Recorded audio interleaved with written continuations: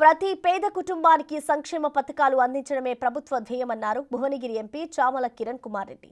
నల్గొండ జిల్లా చిట్యాల మండలం వెలిమినేడు, యాదాద్రి భువనగిరి జిల్లా రామన్నపేట మండలం వెల్లంకి రైతు వేదిక, రామన్నపేట గ్రామ పంచాయతీలో ఏర్పాటు చేసిన గ్రామ సభలలో ఎంపీ పాల్గొన్నారు.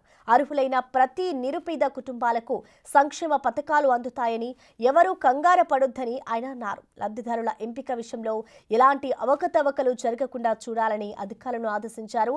అసలైన లబ్ధిదారులను గుర్తించడం కోసమే ప్రతి గ్రామంలో గ్రామ సభలు ఏర్పాటు చేసి ప్రభుత్వాన్ని ప్రజల ముందుకు తీసుకురావడమే సీఎం రేవంత్ రెడ్డి లక్ష్యమన్నారు. నియోజకవర్గంలో మా అన్న వేముల వీరేశం అన్న ఎమ్మెల్యే గారు ఆహ్వానం మేరకు ఈరోజు వెల్లంకి, వెలిమినేడు, రామన్నపేట గ్రామ పంచాయతీలలో ఉన్నటువంటి గ్రామ సభలు అటెండ్ అయ్యి ముఖ్యంగా అక్కడ ఉన్నటువంటి అధికారులకు ఇప్పటి వరకు తీసుకున్న అప్లికేషన్లే కాకుండా రైతు భరోసాకు సంబంధించిన రేషన్ కార్డులకైనా, ఇంద్రమ్మ ఇల్లులకైనా ట్రాన్స్పరెంట్ గా ఇంకా అప్లికేషన్లు తీసుకొని ఎవరైతే అర్హులుర్రో అర్హులను 100% అర్హులకు వచ్చే విధంగా చూడాలని, అలాగే కాకుండా నాయకులకు కూడా ఇదే లైన్ ఇచ్చినాం.